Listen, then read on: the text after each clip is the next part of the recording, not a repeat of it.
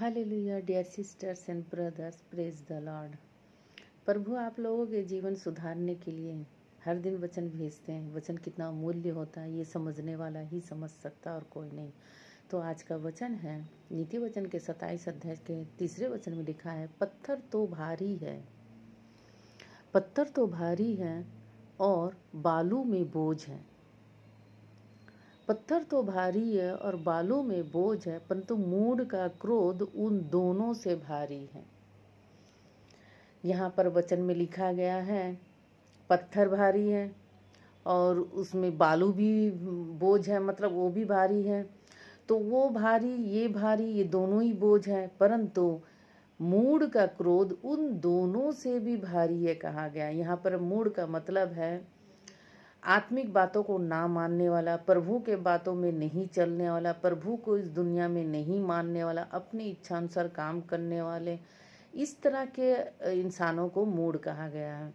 तो यहाँ पर लिखा मूढ़ का क्रोध उन दोनों से भारी है। अगर सोचे कोई प्रभु के लिए कुछ करता ही ना हो, प्रभु की बात सुनता ही ना हो और अपनी इच्छा अनुसार कर रहा है, तो जरूर वो सीधा रास्ता तो चलेगा नहीं, टेढ़ा रास्ता। जो प्रभु का भय नहीं मानता तो टेढ़ा रास्ता चलेगा ही।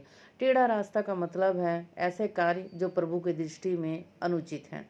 तो वो सारे अनुचित चीज को ही आज हम सब नहीं, सभी कहते हैं कि जो टेढ़े मार्ग में चलता है वो पाप होता है। किसी को मारना भी पाप है, जान से हाथ धोना भी पाप होता है और किसी को भी जान से मार देना भी पाप होता है। कुछ भी करे वो पाप ही होता है।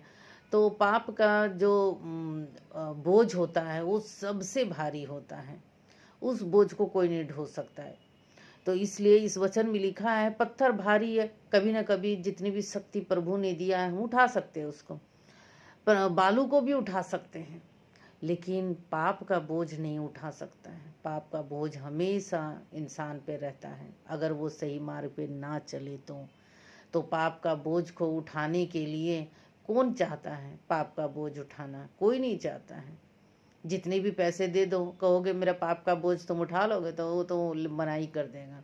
तो पाप का बोझ कोई नहीं उठाना चाहता। लेकिन बहुत जन ऐसे जन होते हैं जो प्रभु को नहीं मानते हैं, वो पाप और पुण्य के बातों को मानते ही नहीं। तो उन लोग जो कार्य करते हो अपने नज़र में सही समझते हैं और करते जाते हैं, लेकिन प्रभु पाप और पुण्य का हमेशा न्याय करता है। तो इसीलिए न्याय का एक दिन आते ही है, इंसान को ऊपर जाना ही पड़ता है। उस वक्त उनको जवाब देना भी पड़ता है। तो उन सारे सवालों को जवाब देने के लिए हमें तैयारी यहीं कर लेनी चाहिए। यहाँ जो तैयारी कर लेता हूँ वहाँ पास भी हो जाता है। इसीलिए आप लोग वचनों को समझिए गहराई के साथ।